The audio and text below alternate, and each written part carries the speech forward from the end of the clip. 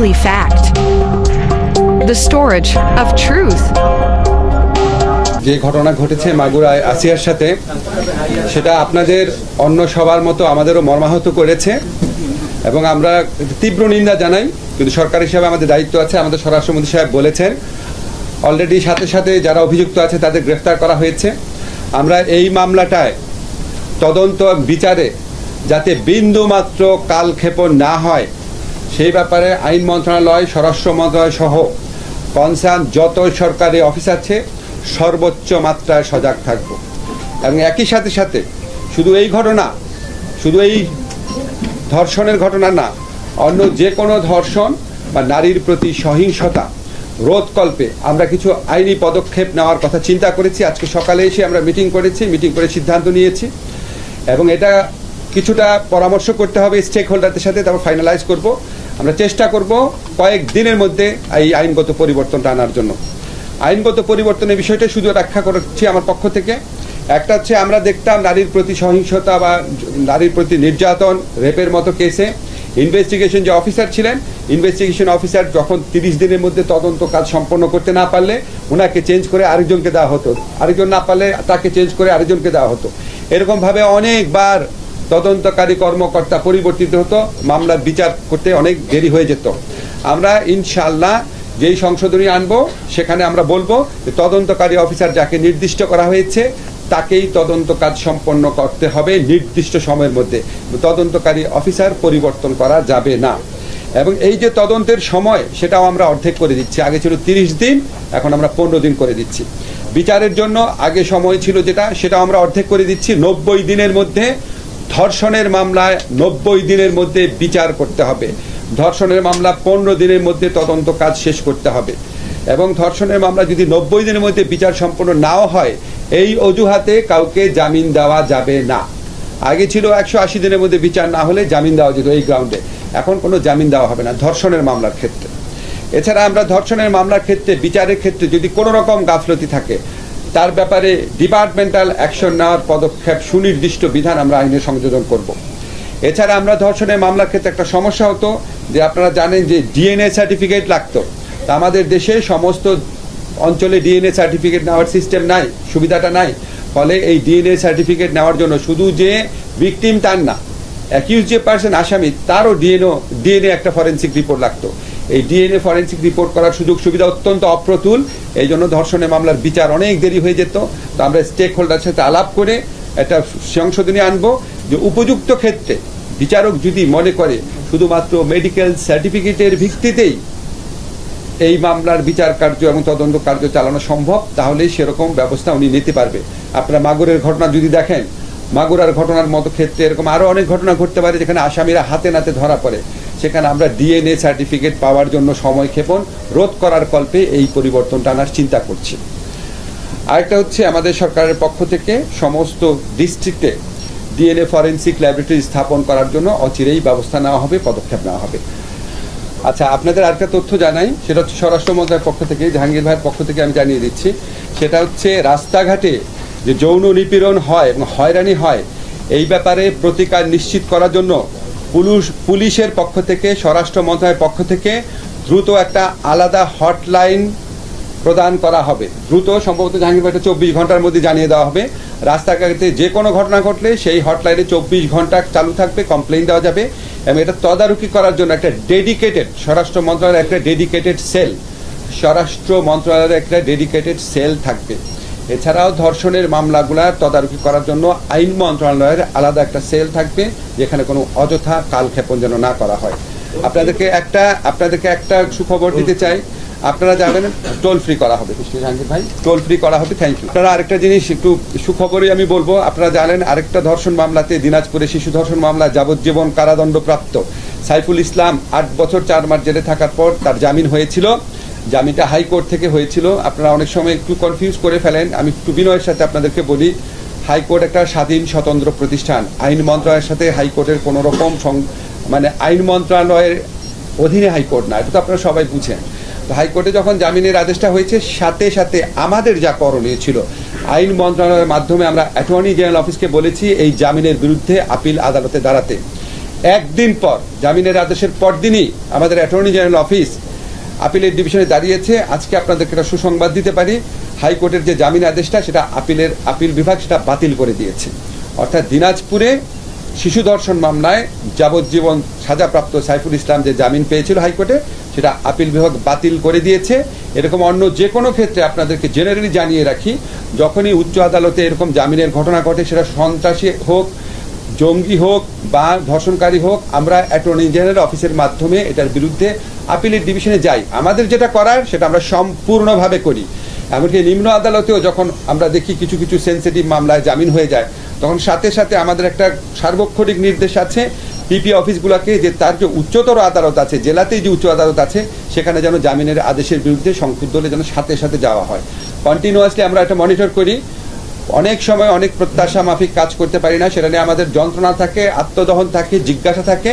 এবং আপনাদের শুধু একটা জিনিস বলে দেই, বাংলাদেশে যে নারীর প্রতি যে আপনার সহিংসতা হচ্ছে, নির্যাতন হচ্ছে, রেপ হচ্ছে, এটা কোনোভাবেই অ্যাকসেপ্ট করা হবে না। এই সরকারের এই সরকার পুরা প্রশাসন এই মামলাগুলার বিচার দ্রুত নিষ্পত্তিকল্পে, সুবিচারী নিষ্পত্তিকল্পে এবং যে কোনো ধরনের যৌন হয়রানি বন্ধের জন্য সকল প্রশাসনিক ব্যবস্থা গ্রহণের ক্ষেত্রে বদ্ধপরিকর। এখানে কোনো রকম সন্দেহের অবকাশ নাই। আইন সংশোধন তো আজকে সকালে আলোচনা করার পর ধরেন এখানে কনসার্ন যারা স্টেক হোল্ডার আছে, যারা এই বিষয়গুলো নিয়ে কাজ করে, তাদের সাথে একটু কনসাল্ট করতে হবে। একটু কনসাল্ট করে আমরা আশা করতে পারি ধরেন সপ্তাহখানেকের মধ্যে ইনশাআল্লাহ আমরা একটা ফুল ফ্লেজেড একটা ড্রাফট করে ফেলবো। হয়তো এটা পাস হতে আর কয়েকদিন সময় লাগবে।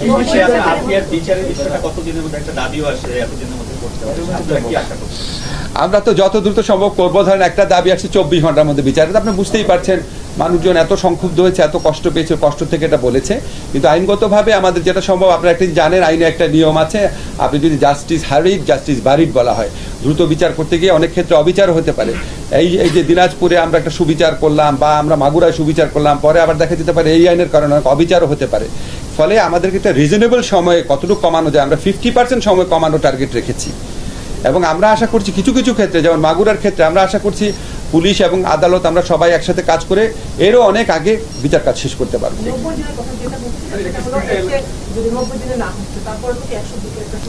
না, 180 দিন ছিল, সেটা আমরা 90 দিন করছি। 90 দিন করার পর এর আগে নিয়ম ছিল 180 দিনের মধ্যে যদি বিচার না হয় তাহলে তার একটা জামিন পাওয়ার অধিকার জন্মায়।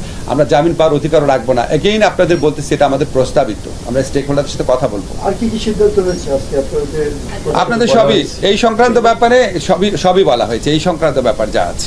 এই জামিনের মেয়াদ আগে ছিল, আমরা তো ভাই উচ্চ আদালতে জামিন স্থগিতের ব্যাপারে কিছু করতে পারি না, বুঝছেন না। আমাদের আইনটা হচ্ছে অধস্তন আদালতের জন্য, বিশেষ করে নারী ও শিশু নির্যাতন দমন আদালতের জন্য। আরেকজন দেখলাম ঢাকা ইউনিভার্সিটির ঘটনায় একজন কারাগারে গেলেন, শাহবাগ থানায় তাকে ছুটি আনা হলো, মালা দেওয়া হলো, এই বিষয়টাতে আফুজ বলো। আচ্ছা, আমি শুধু ছাড়া পাওয়ার ব্যাপারটা আপনাদের বলি। এগেইন সবার কাছে খারাপ লেগেছে কেন জামিন পেল। আমাদের যে ভিকটিম, আমাদের যে মেয়েটা ছিল, উনি নিজে মামলাটা প্রত্যাহার করেছেন এবং মামলাটা প্রত্যাহার করার জন্য চিঠি দিয়েছেন। পুলিশের পক্ষ থেকে ওই প্রত্যাহার পত্র সহ এই কাগজপত্র থানা আদালতে পাঠানো হয়। খুব সম্ভবত এটাই জামিনের কারণ ছিল, কারণ মামলা উনি প্রত্যাহার করার জন্য আবেদন করেছেন। এখন উনি কি জোর জবরদস্তি পরিস্থিতি করেছেন কিনা এটা সবার সন্দেহ আছে, অনেকের সন্দেহ আছে। আমি আপনাদেরকে প্রতিশ্রুতি দিচ্ছি, আমি আজকেই ঢাকা বিশ্ববিদ্যালয়ের ভিসির সাথে কথা বলবো। উনি ওই সংশ্লিষ্ট ছাত্রের সাথে কথা বলবেন এবং যদি ওখানে ভীতিমূলকভাবে উনি মামলা প্রত্যাহার করে থাকেন, আমি ঢাকা বিশ্ববিদ্যালয় অথরিটিকে অ্যাডভাইস করব ওনারা যেন মামলা করেন। তারপর আমাদের জাহাঙ্গীর ভাই আছে, আমাদের আদালত ব্যবস্থা আছে, আমরা সুষ্ঠুভাবে বিচার করতে বদ্ধপরিকর। কঠোর হতে হবে, আমরা জানি। আমরা জুলাই গণ অভ্যুত্থানের প্রেক্ষিতে আমরা মানবিক পুলিশের প্রত্যাশা করেছি। সম্ভবত আমাদের পুলিশ খুব মানবিকতা দেখাতে গেছে, খুব কেয়ারফুল থাকতে গেছে যেন কোনো রকম আপনার পুলিশের বিরুদ্ধে কমপ্লেন না আসে। এইটা সুযোগ অনেকে গ্রহণ করেছে, কিন্তু আজকে আমরা রিয়ালাইজ করেছি এই পরিস্থিতির কারণে, আজকে গ্র্যাজুয়ালি রিয়ালাইজ করে আজকে আমরা একটা সিদ্ধান্তে এসেছি যে আমাদের কঠোর হওয়ার সময় এসেছে এবং এখানে যে কোনো ধরনের মব জাস্টিসকে কঠোর হস্তে দমন করা হবে। তার মানে কি মানুষ কোনো শঙ্কায় যদি পড়ে, নিরাপত্তাহীনতায় ভোগে, তাহলে কি পুলিশের কাছে গিয়ে আশ্রয় চাইতে পারবে, যেটা গত 7 মাসে হয় নাই? জাহাঙ্গীর ভাই, আমি মনে করি অবশ্যই পারবে। 7 মাসে একদমই একটু আমি বলি ভাই, একটা কথা বলি। উনি বলবেন, আমি নিজেও সাংবাদিক ছিলাম, এই জন্য বলি। দেখেন, পত্রিকায় তো আমরা শুধু ব্যাড নিউজগুলাই দেখি, ঠিক না? এখন গুড নিউজও তো আছে, আমাদের অনেক পুলিশ কিন্তু অনেক জায়গায় ভূমিকা পালন করছেন, অনেক ক্ষেত্রে আমাদের ব্যর্থতা আছে, অনেক ক্ষেত্রে সফলতাও আছে। কিছু কিছু জিনিস আপনারা সোশ্যাল মিডিয়াতে দেখেন, নেগেটিভ নিউজগুলো আসে, কিন্তু আমি এটা অস্বীকার করছি না, এটা আমার জন্য প্রচণ্ড ডিস্টার্বিং। যদি নিউজ নাও হতো তাও ডিস্টার্বিং, এটা মেনে নেওয়ার মতো না। আর পুলিশের কাছে গেলে ওনারা প্রতিকার পাবেন কিনা আমি তো মনে করি জাহাঙ্গীর ভাই ভালো উত্তর দিতে পারেন, বলেন। পুলিশের কাছে গেলে যদি প্রতিকার না পায়, আপনারা ওটা আমার নজরে আনবেন, আমি সেই পুলিশের বিরুদ্ধে ব্যবস্থা নেব।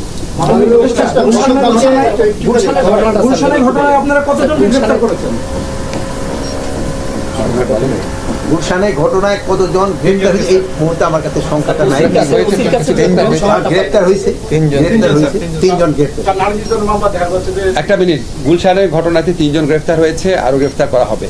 আপনারা জানেন যে অনেক সময় পুলিশ সাথে সাথে গ্রেফতার করতে পারে না। যেমন আপনাদের একটা আমাদের ক্ষুদ্র নৃগোষ্ঠীর একটা মিছিল ছিল, সেখানে একটা আক্রমণের ঘটনা ঘটেছিল, প্রথম দিনই 2 জন করেছে, পরে কিন্তু আরও করেছিল, ঠিক আছে, আরও 4-5 জনকে করেছিল। তো আমাদের মূল জিনিসটা আপনাদেরকে আমরা যেটা জানাতে চাই, দেশের জনগণের কাছে জানাতে চাই যে আমরা আপনাদের কাছে ক্ষমা প্রার্থী, আমাদের অনেক ব্যর্থতা আছে, কিন্তু আমরা উত্তরোত্তর চেষ্টা করি, এবং আজকে আমরা সিদ্ধান্ত নিয়েছি আমরা আরও কঠোর হব, আরও সজাগ হব, আরও কোঅর্ডিনেটেড ওয়েতে আমরা কাজ করব। নারীর প্রতি সহিংসতার ক্ষেত্রে আমরা সর্বোচ্চ আন্তরিকতা দিয়ে এটা স্টপ করার চেষ্টা করব।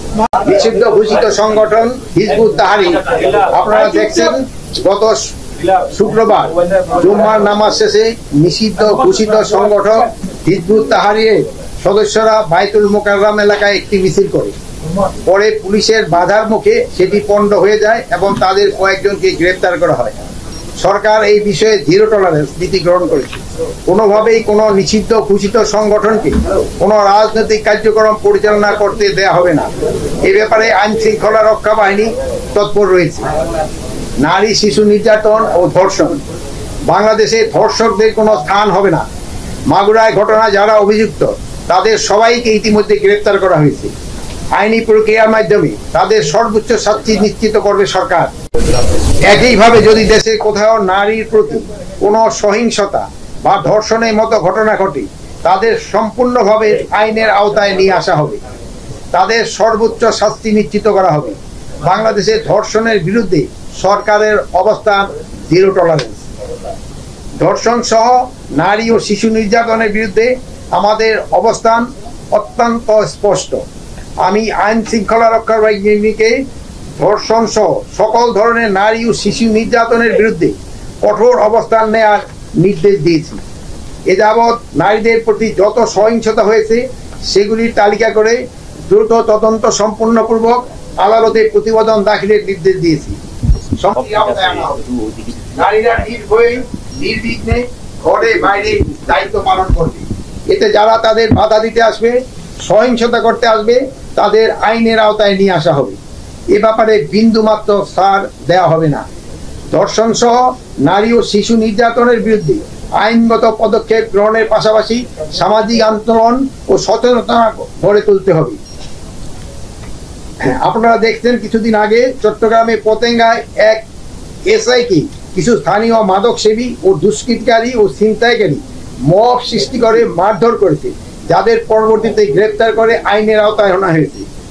আইন শৃঙ্খলা বাহিনীর উপর যে কোনো আক্রমণ বরদাস্ত করা হবে না, কঠোর হস্তে তা দমন করা হবে। রমজানের আইন শৃঙ্খলা পরিস্থিতি স্বাভাবিক রাখতে সরকার বদ্ধপরিকর। রাজধানীর গুরুত্বপূর্ণ পয়েন্টে প্রায় শতাধিক তল্লাশি চৌকি চেকপোস্ট বসানো হয়েছে। অপরাধ প্রবণ এলাকায় টহল সংখ্যা বাড়ানো হয়েছে। সেনাবাহিনী, পুলিশের বিভিন্ন ইউনিট, বিজিবি, আনসার সমন্বয়ে যৌথ বাহিনীর টার্গেট এলাকাসমূহে জোরদার অপারেশন পরিচালনা করছে। এসব চেকপোস্ট টহল দলের রাত্রিকালীন কার্যক্রম মনিটরিং করার জন্য স্বরাষ্ট্র মন্ত্রণালয়ের বিভিন্ন পর্যায়ে কর্মকর্তাদের নিয়মিত দায়িত্ব প্রদান করা হয়েছে। রমজানে চাঁদাবাজি, ছিনতাই প্রতিরোধে এবং বিভিন্ন বিপণী বিতানে যাতায়াতকারী ক্রেতা বিক্রেতাদের সার্বিক নিরাপত্তা নিশ্চিতকরণে আইন শৃঙ্খলা বাহিনী কাজ করে যাচ্ছে। এ ব্যাপারে তারা সর্বোচ্চ সতর্ক অবস্থায় রয়েছে। রমজান ও আসন্ন ঈদে সাধারণ জনগণের বাড়ি যাত্রা নিরাপদ ও নির্বিঘ্ন করার লক্ষ্যে মহাসড়ক সমূহে চাঁদাবাজি ও ছিনতাই রোধে প্রয়োজনীয় ব্যবস্থা গ্রহণ করে আইন শৃঙ্খলা বাহিনীকে প্রয়োজনীয় নির্দেশ দেওয়া হয়েছে। যে সকল অপরাধে ভিডিও ফুটেজ পাওয়া যাবে সেগুলি সংগ্রহ করে ফ্যাক্ট চেকিং করে অপরাধীদের শনাক্ত করা হবে এবং আইন অনুযায়ী পরবর্তী ব্যবস্থা নেওয়া হবে। If you enjoyed the video, make sure to leave a like and subscribe the channel.